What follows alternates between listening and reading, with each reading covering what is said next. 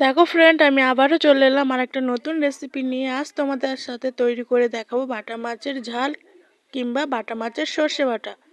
তোমরা এভাবে একবার ট্রাই করে দেখতে পারো, খেতে খুব সুন্দর লাগে আর টেস্টও হয় দারুণ। তা চলো বেশি বকবক না করে আমি রেসিপিটা শুরু করি। আর আমার ভিডিওটি ফুল কন্টিনিউ ওয়াচ করার অনুরোধ রইল সবার কাছে। কেউ স্কিপ করে দেখো না, প্লিজ প্লিজ। তোমরা একটু ভালো করে ফুল ওয়াচ করে দিও। তা চলো তোমরা দেখতে থাকো, আমি রেসিপিটা শুরু করি। দেখো ফ্রেন্ড, আমি চলে এলাম একটা নতুন রেসিপি নিয়ে। এখানে দেখতে পাচ্ছ বাটা মাছগুলো ভালো করে কেটে ধুয়ে নিয়েছি। আজ আমি রান্না করে তোমাদের সাথে দেখাবো বাটা মাছের সর্ষে বাটা কিংবা বাটা মাছের ঝাল। তা মাছগুলো আমি কাটিনি, পুরোটা গোটা গোটায় রেখে নিয়েছি। আর এর জন্য আমি নিয়েছি একটা বড় সাইজের টমেটো কুচি, পেঁয়াজ কুচি আর 4টে কাঁচা লঙ্কা। আর এখানে নিয়েছি সর্ষে বাটা, আদা বাটা আর জিরে বাটা। তা চলো তোমরা ফুল ভিডিওটা কন্টিনিউ ওয়াচ করতে থাকো। তার আগে বলো কেমন আছো তোমরা, আশা করি ভালো আছো। সকলের সুস্থতা কামনা করে একটা নতুন ফ্রেশ ভিডিও নিয়ে আবারও চলে এলাম। এদিকে আমি কড়াই তেল দিয়ে দিয়েছি, আমার তেলটা প্রায় গরম হয়ে গেছে। আর এদিকে আমি মাছগুলো লবণ হলুদ মাখিয়ে নিচ্ছি ভালো করে। মাখিয়ে নিয়ে মাছগুলো আমি একটু ভেজে নেবো, ভেজে নিয়ে তারপরে তরকারিটাই বসাবো। তা তোমাদের কাছে হাত জোর করে বলছি, কেউ ভিডিওটা স্কিপ করো না। আর সবার কাছে একটাই অনুরোধ, কেউ ভিডিওর মাধ্যমে লিখো না যে এত নাম্বার লাইক ডান করেছি কিংবা ফুল ওয়াচ করেছি। তোমরা যদি একটা কমেন্টই করো খুব সুন্দর হয়েছে, ভালো হয়েছে, এইসব কমেন্টই করো। কেউ তাতে তোমাদের নিজেরও চ্যানেলের ক্ষতি, আর যাকে কমেন্ট করছো তার চ্যানেলেরও ক্ষতি হবে।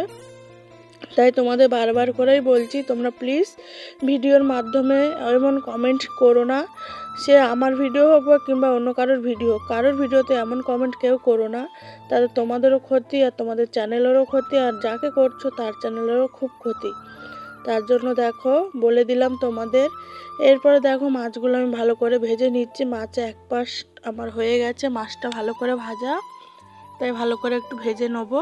এপাশ ওপাশ করে ভালো করে ভেজে নিয়ে তারপরে আমি বাটা মাছটা প্রথমবার আমি বাটা মাছটা রান্না করছি, বাট কোনো দিন করিনি। তাই ভাবলাম তোমাদের সাথে একটু শেয়ার করি। বাট প্রথমবার যখন করছি, কিন্তু খেয়ে দেখলাম বেশ দারুণ লাগলো খেতে। তোমরা একবার ট্রাই করে দেখতে পারো এইভাবে। তোমরা তো অনেকে অনেক রকমভাবে করো, একবার আমার আমার মতো করে করে দেখো, অবশ্যই অবশ্যই ভালো লাগবে তোমাদের। এদিকে মাছগুলো আমি ভালো করে ভেজে নিচ্ছি। তা চলো তোমরা দেখতে থাকো।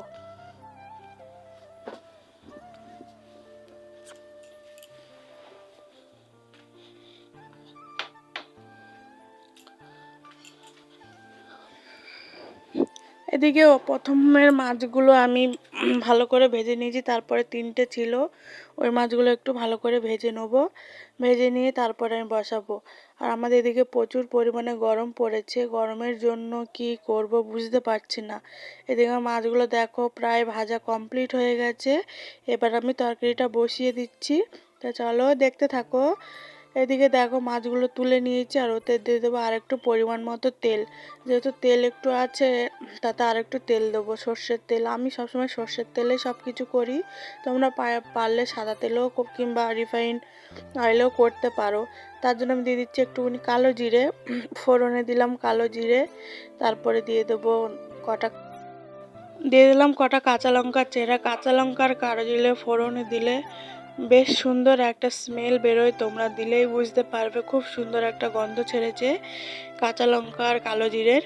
তারপরে এইদিকে আমি দিয়ে দিলাম পেঁয়াজ কুচি। যে পেঁয়াজটা আমি কেটে রেখেছিলাম, ওই পেঁয়াজটা দিয়ে দিলাম তেলে। এবার ভালো করে পেঁয়াজটা আমি ভেজে নেবো, ভেজে নিয়ে তারপরে বসাবো। পেঁয়াজটা ভালো করে ভেজে নিতে হবে, কারণ পেঁয়াজটা যদি কাঁচা কাঁচা থাকে তাহলে তরকারির ভিতরে একটু গোটা গোটা থেকে যাবে। তার জন্য পেঁয়াজটি ভালো করে ভেজে নিতে হবে। তা চলো তোমরা দেখতে থাকো।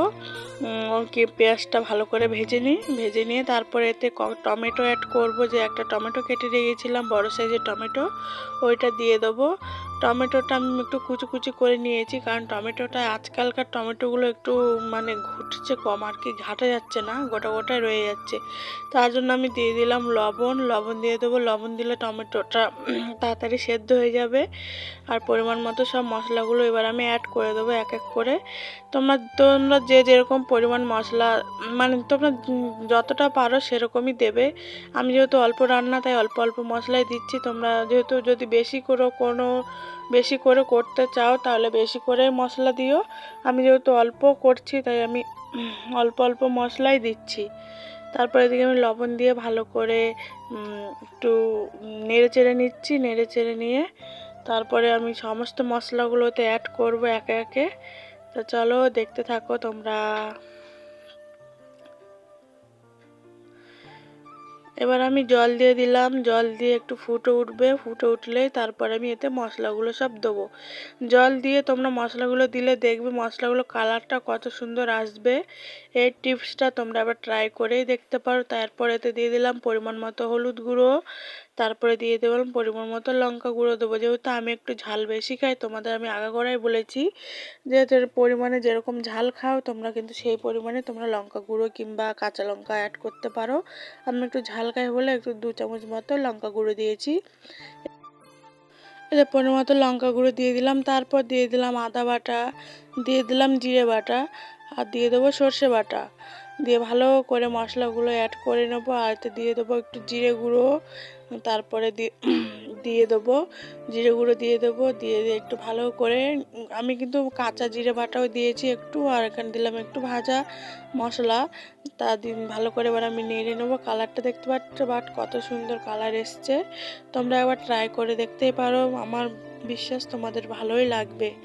এদিকে আমার দেখো মশলাগুলো প্রায় ভালো করে কষে নেবো। তেল ছাড়া পর্যন্ত মশলাগুলো ভালো করে কষে নেবো আমি।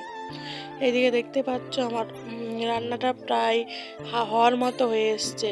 তা চলো এবার আমি দিয়ে দিলাম পরিমাণ মতো একটু চিনি, কারণ মিষ্টি মিষ্টি না লাগলে ভালো লাগবে না বাটা মাছের সর্ষে বাটাটা। তার জন্য পরিমাণ মতো একটু চিনি দিয়ে দিলাম।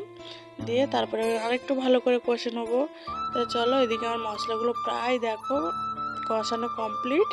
মশলার গায়ের থেকে তেল প্রায় ছেড়েই দিয়েছে, তোমরা দেখতেই পাচ্ছ। তা চলো তোমাদের একটু কাছে নিয়ে গিয়ে দেখাই। এই দেখো মশলার গায়েতে তেল প্রায় ছেড়ে দিয়েছে।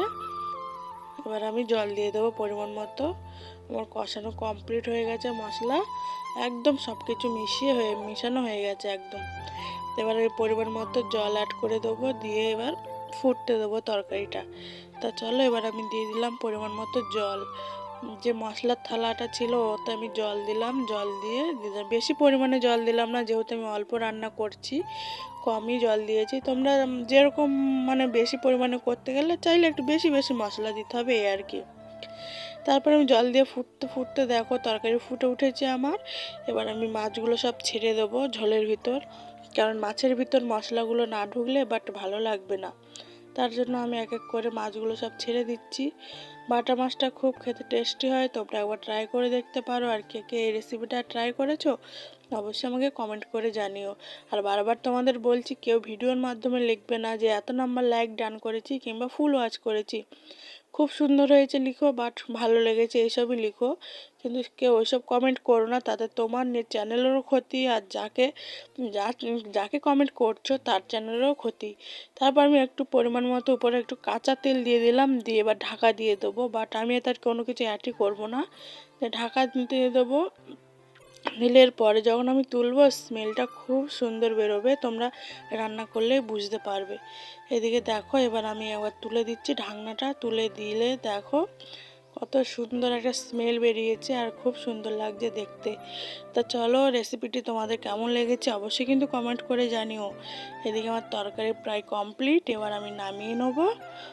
দেখো একদম কমপ্লিট হয়ে গেছে রান্না করা, বেশি তেল মশলাও হয়নি।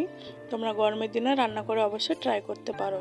এই দেখো এবার আমি এদিকে উপর দিয়ে কটা কাঁচা লঙ্কা চিড়ে রেখেছিলাম, ওই কাঁচা লঙ্কাগুলো উপর দিয়ে একটু অ্যাড করে দিচ্ছি, দেখতে সুন্দর লাগবে।